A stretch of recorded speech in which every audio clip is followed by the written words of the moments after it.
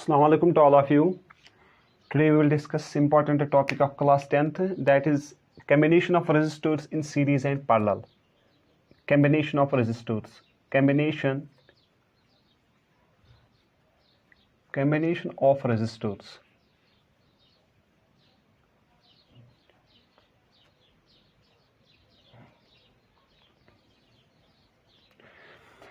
As you are already aware that अगर आप देखो कि ये जो रेजिस्टेंस होती है, resistance basically it is the property of a material, or we can say that it's the property of a conducting material by virtue of which it retards the flow of electrons.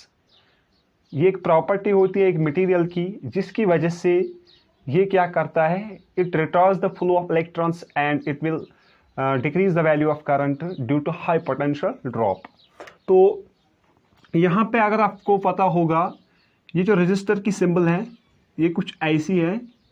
Resistor का fixed value होता है, इसका fixed value of resistance होता है. तो इसकी symbol ऐसी है, ये रेजिस्टर होता है. इसको सिंबॉलिकली हम ऐसे रिप्रेजेंट करते हैं फिजिक्स में. तो अगर इन्हीं रेजिस्टर्स को मैं आज यहाँ पे कॉम्बिनेशन में कनेक्ट करूँगा तो मुझे दो कंडीशंस बतानी है. एक तो मुझे बतानी है total resistance in parallel and total resistance in series. तो पहले आपको ये समझना चाहिए what is series combination and what is parallel combination. तो पहले आज हम यही सीखेंगे. तो अगर मेरे पास यहाँ पे है तीन resistors, for example this is resistor R1, this is resistor R2 and this is resistor R3. ये तीन रेजिस्टर्स है मेरे पास. अगर मैंने इनको कनेक्ट किया है एंड टू एंड मैनर, यानी अगर मैंने इस रेजिस्टर, फॉर एग्जांपल अगर ये A रेजिस्टर है, ये B रेजिस्टर है, ये C रेजिस्टर है, अगर मैंने इन रेजिस्टर्स को यहाँ पे कनेक्ट किया एंड टू एंड मैनर, अगर मैंने ए का एंड बी के साथ कनेक्ट किया, बी का एंड सी के साथ कनेक्ट किया, तो resistors are said to be connected in series combination. Series में क्या होता है, सीरीज में हम जो रेजिस्टर्स होते हैं हमारे पास, इनको हम कनेक्ट करते हैं end to end manner. End to end manner you can look here that जो सीरीज में जो रेजिस्टर्स होते हैं इनको हम कनेक्ट करते हैं end to end manner. You can see ये है ए, ये है बी और ये है सी रेजिस्टर. अगर मैंने इनको कनेक्ट किया है end to end manner in such a way that जब हम इनको अप्लाई करते हैं एक एक्सटर्नल सोर्स, जब मैं इनको अप्लाई करूंगा एक एक्सटर्नल सोर्स और battery, what is battery, you are already aware that battery is basically combination of cells. Battery क्या होती है, कॉम्बिनेशन ऑफ सेल्स. तो अगर मैंने इनका यहां पे एक्सटर्नल सोर्स ऐड किया तो यह एक्सटर्नल सोर्स V पोटेंशियल, तो ये जो रेजिस्टर्स है इनमें जो करंट का वैल्यू है, जो करंट निकलेगी बैटरी से, हमेशा पॉजिटिव टर्मिनल से करंट निकलती है और नेगेटिव टर्मिनल पे ये खत्म होती है. ठीक है. तो यहाँ पे पॉजिटिव टर्मिनल से करंट जब निकलेगी, ये करंट जब इन रेजिस्टर्स से गुजरेगी तो इस करंट का वैल्यू चेंज नहीं होगा. उसका मतलब क्या है, यानी अगर इस रेजिस्टर R1 से I करंट निकलेगी, इस रेजिस्टर R2 से भी I करंट ही निकलेगी और इस रेजिस्टर I3 से भी I करंट निकलेगी. क्यों I करंट निकलेगी, क्योंकि ये रेजिस्टर्स हैं, ये कंबाइन किया गया है, इनको कंबाइन किया गया है किसमें, सीरीज कॉम्बिनेशन में.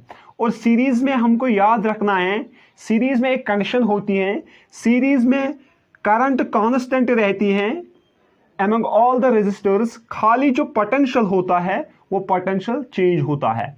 तो अगर मैंने मान लिया है ये है रेजिस्टर R1, ये वाला रेजिस्टर है ये R1, ये है रेजिस्टर R2 और ये है रेजिस्टर R3.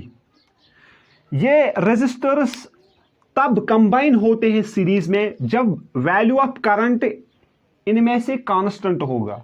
यानी resistors are said to be connected in series when the value of current among all the resistors is constant. जब value of current constant होगा among all the three resistors or the number of resistors that we are going to connect it. तो हमने पढ़ा है Ohm's law. Ohm's law क्या बता रहा है? V is equal to IR. यानी जो पोटेंशियल ड्रॉप होगा एक रेजिस्टर में वो किसके बराबर होगा? करंट का वैल्यू कितना गुजरा उस रेजिस्टर से और वैल्यू ऑफ रेजिस्टेंस कितना रेजिस्टेंस अफोर्ड किया है उस रेजिस्टर ने.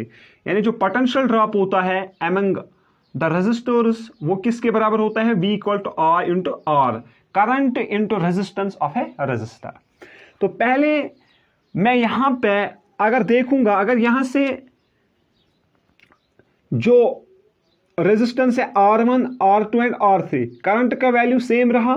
मैंने मान लिया है यहां पे पोटेंशियल ड्रॉप हुआ V1, यहां पे पोटेंशियल ड्रॉप हुआ V2 और इस रेजिस्टर पे पोटेंशियल ड्रॉप हुआ V3. तो हम पहले ओम्स लॉ अप्लाई करेंगे. तो अगर हम ओम्स लॉ अप्लाई करेंगे पहले रेजिस्टर पे R1 पे, तो जो V का वैल्यू निकलेगा V1, जो पोटेंशियल ड्रॉप होगा एट रेजिस्टर R1 वो किसके बराबर होगा? V equal to I R1, V equal to I R1. ये होगा potential drop eight resistor R1. कैसे? आप देखो I करंट पास हुई इस रेजिस्टर में, तो इस रेजिस्टर की रेजिस्टेंस है R1. तो as per Ohm's law V1 equal to I1 R1. तो अगर हम इस पे अप्लाई करेंगे यहां पे ओम्स लॉ रेजिस्टर R2 पे, तो वो निकलेगा V2 equal to I R2. अगर हम इस रेजिस्टर पे अप्लाई करेंगे ओम्स लॉ, वो निकलेगा V3 equal to I R3. I अगर आप देखोगे I कांस्टेंट है, I चेंज नहीं हुआ क्योंकि सीरीज कॉम्बिनेशन में यहां पे आपको याद रखना है यहां पे I कांस्टेंट रहता है और V क्या चेंज होता है? V changes. I का वैल्यू कांस्टेंट रहता है और V का वैल्यू चेंज होता है. तो अगर मुझे यहां पे कैलकुलेट करना है टोटल पोटेंशियल, अगर ये बैटरी V पोटेंशियल पे थी तो यहां पे जो इसका पोटेंशियल है ये डिस्ट्रीब्यूट हुआ इन V1, V2 एंड V3. अगर मैं यहां पे बोलूंगा टोटल पोटेंशियल कितना ड्रॉप हुआ among all the three resistors, यानी total potential drop, total potential drop among all the three resistors, among all the three resistors, total potential drop कितना हुआ among all the three resistors, वो कैसे निकलेगा? वो निकलेगा V equal to V1 plus V2 plus V3. ये होगा total potential drop among all the three resistors. यानी V इसको हम लिख सकते हैं V टोटल निकलेगा V1, V2, V3. यानी कितना पोटेंशियल ड्रॉप हुआ एट रेजिस्टर R1, कितना पोटेंशियल ड्रॉप हुआ एट रेजिस्टर R2 एंड कितना पोटेंशियल ड्रॉप हुआ एट रेजिस्टर R3. तो ये हम निकाल सकते हैं V total V1 plus V2 plus V3. तो यहां पे फिर हम सब्स्टिट्यूट करेंगे वैल्यूज. अगर आप देखोगे यहां पे जो V1 का वैल्यू है, यानी जो V टोटल निकलेगा, V टोटल वो किसके बराबर निकलेगा? वो निकलेगा V1 का वैल्यू कितना है? I R1 प्लस V2 का वैल्यू कितना है? I R2 और V3 का वैल्यू कितना है? I R3. ये होगा total potential among all the three resistors. तो यहां पे फिर हम लिख सकते हैं V टोटल इक्वल टू वो निकलेगा I is constant among all the three resistors. इसको हम कॉमन आउट करेंगे तो I क्या है? कांस्टेंट है. तो हम लिख सकते हैं R1 plus R2 plus R3. I को मैंने यहां पे इक्वेशन से आउट किया है क्योंकि ये कॉमन है, क्योंकि वैल्यू ऑफ करंट यहाँ पे चेंज नहीं हुआ है, value of current is constant among all the 3 resistors. तो जो V टोटल निकलेगा यहाँ पे वो निकलेगा, ये I यहाँ पे मल्टीपल है तो इसको यहाँ से डिवाइड करेंगे हम, इसको डिवाइड किया तो ये निकलेगा V equal I1 R1 plus R2 plus R3। यानी ये जो I ये मल्टीपल था यहाँ पे तो इसको मैंने डिवाइड किया यहाँ से, तो ये निकलेगा R1 plus R2 plus R3। तो अगर आप देखोगे V इक्वल टू IR, तो यहाँ से अगर मैं बताऊंगा V डिवाइड बाई I का वैल्यू क्या है, V divide by I equal to R, इस इक्वेशन से R का वैल्यू है V डिवाइड बाई I, तो हम लिख सकते हैं यहाँ पे R total equal to R1 plus R2 plus R3। ये होगी रेजिस्टेंस इन सीरीज कॉम्बिनेशन।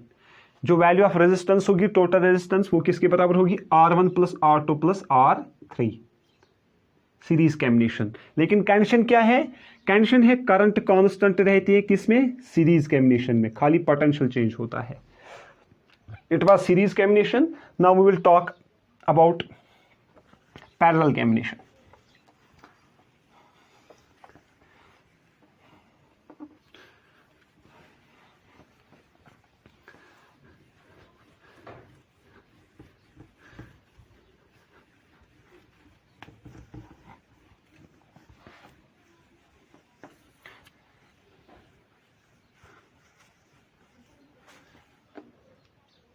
अगर यही 3 रेजिस्टर्स है, for example this was resistor R1,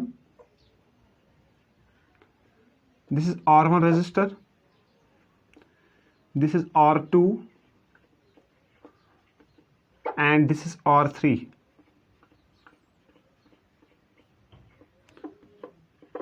अगर यही 3 रेजिस्टर्स हैं, अगर इनको अब मैंने कनेक्ट किया है इन दिस मैनर, अगर मैंने इन तीनों के जो पॉइंट्स है मैंने ये कनेक्ट किया है एक ही प्लेट पे, अगर ऐसे मैंने कनेक्ट किया है इन रेजिस्टर्स को,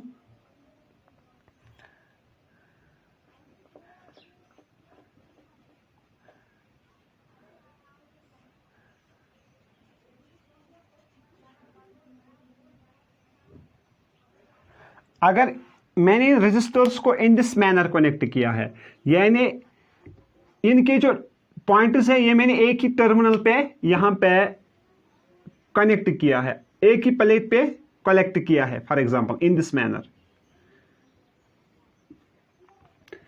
रेजिस्टर्स आर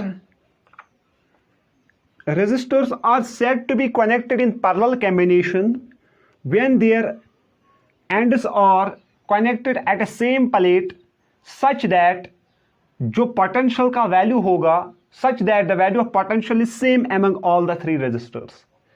यानी हम कहते हैं हम पैरेलल कॉम्बिनेशन में तब रेजिस्टर्स को यहां पे मान लेते हैं जब जो पोटेंशियल हो वो कांस्टेंट रहेगा among all the रेजिस्टर्स। यानी जब हम रेजिस्टर्स को कनेक्ट करते हैं, इनके एंड्स को कनेक्ट करते हैं एक ही प्लेट पे, सच दैट जो वैल्यू ऑफ पोटेंशियल होता है, value of potential is constant, value of potential is constant and the current changes. और वैल्यू ऑफ करंट क्या होगा, चेंज होगा या डिफरेंट होगा, value of current is different. यानी फॉर एग्जांपल अगर यहां पे है पोटेंशियल V, इसका भी V होगा, इसका भी V होगा, लेकिन जो यहां से करंट I निकलेगी वो करंट I इस पॉइंट पे यहां पे स्प्लिट होगी, यहां से करंट I1 निकलेगी, फॉर एग्जांपल यहां से करंट I2 निकलेगी और यहां से करंट I3 निकलेगी। यानी इन parallel combination the value of current changes but the potential remains constant। potential constant रहता है, खाली value of current changes होता है। तो यहां पे हम लिख सकते हैं ये है R1, ये है R2, ये है R3। तो यहां से जो I करंट निकलेगी, I करंट, इस I करंट का एक कंपोनेंट यहां से गुजरेगा, that's I1, that's I2 and that's I3। तो अगर आपको एक इंपॉर्टेंट पॉइंट यहां पे याद रखना है, in parallel combination there is constant potential, constant V और करंट चेंजेस, करंट क्या होती है, चेंज होती है। तो अगर मुझे बतानी है जो टोटल करंट गुजरेगी इस सर्किट से, इन 3 रजिस्टर से, वो है I denotes total current, I denotes total current. I क्या डिनोट करता है, टोटल करंट। ये जो टोटल करंट है इसका वैल्यू किसके बराबर निकलेगा यहाँ पे, अगर आप देखोगे I टोटल निकलेगा I1 करंट, कितनी करंट इस रजिस्टर से गुजरी है, plus I2 current plus I3 current. ये होगा total current through the circuit. जो टोटल करंट सर्किट से गुजरेगी वो किसके बराबर निकलेगी, I equal I1 plus I2 plus I3। अगर हम ओम्स लॉ अप्लाई करेंगे पहले रजिस्टर पे, इस रजिस्टर पे, पोटेंशियल तो कांस्टेंट होगा, V constant V constant V constant, क्योंकि हर कोई रजिस्टर एक ही प्लेट पे कनेक्ट किया गया है। जितना पोटेंशियल यहां तक पहुंचेगा ये इसको भी मिलेगा, इसको भी मिलेगा, इसको भी मिलेगा, इन सेम मैनर। यानी जो पोटेंशियल यहां से आएगा, जो पोटेंशियल इस बैटरी से यहां तक आएगा, उस पोटेंशियल को डिवाइड नहीं होना है, क्योंकि ये जो रजिस्टर्स है ये एक ही पॉइंट पे यहाँ पे कनेक्ट किया गया है, एक ही प्लेट के एंड्स पे कनेक्ट किया गया है, जिसकी वजह से खाली यहाँ पे करंट का वैल्यू चेंज होगा, लेकिन जो पोटेंशियल होगा among all the 3 resistors that should be constant, that should be constant। तो फिर हम ओम्स लॉ अप्लाई करेंगे इस रजिस्टर पे। तो इस पे ओम्स जब हम अप्लाई करेंगे, V इज इक्वल टू इस रजिस्टर पे I1 R1, यानी कितनी करंट गुजरी है यहाँ, I1, रेजिस्टेंस कितनी है, फॉर एग्जांपल R1, ये है R1 रजिस्टर, ये है R2 रजिस्टर, ये है R3 रजिस्टर। तो कितनी करंट गुजरी है यहां से, I1, और रेजिस्टेंस कितनी है इस रजिस्टर की, R1। तो as per Ohm's law V is equal to I1 R1। फिर इस पे अप्लाई करेंगे V is equal to I2 R2। फिर इस थर्ड रजिस्टर पे हम अप्लाई करेंगे, that's V equal to I3 R3। I3 is current and R3 is the resistance of this resistor, and V denotes potential drop among resistors, V is potential drop। तो फिर हम यहाँ पे पहले I1 का वैल्यू निकालेंगे। I1 का value निकलेगा इस इक्वेशन से, अगर आप देखोगे यहाँ पे I1 का वैल्यू निकलेगा V इक्वल टू R1, यहाँ से I2 का वैल्यू निकलेगा V डिवाइड बाई R2, और यहाँ से I3 का वैल्यू निकलेगा V डिवाइड बाई R3। यहाँ से मैंने I1 का वैल्यू निकाला है V डिवाइड बाई R1, यहाँ से मैंने I2 का वैल्यू निकाला है V डिवाइड बाई R2, और यहाँ से मैंने I3 का वैल्यू निकाला है that's V divide by R3। तो ये होगा I1, ये होगा I2, ये होगा I3, क्योंकि मुझे टोटल करंट निकालनी है। तो फिर मैं इन का वैल्यू यहाँ पे इस इक्वेशन में सब्स्टिट्यूट करूँगा।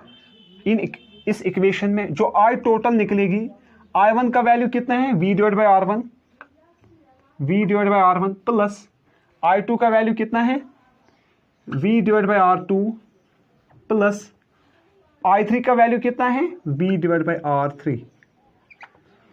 क्योंकि पोटेंशियल सेम है, पोटेंशियल कांस्टेंट है among all the 3 रेजिस्टर्स। जब पोटेंशियल कांस्टेंट है तो हम इस पोटेंशियल को यहाँ पे आउट करेंगे इक्वेशन से, V, और we can see that common करेंगे I1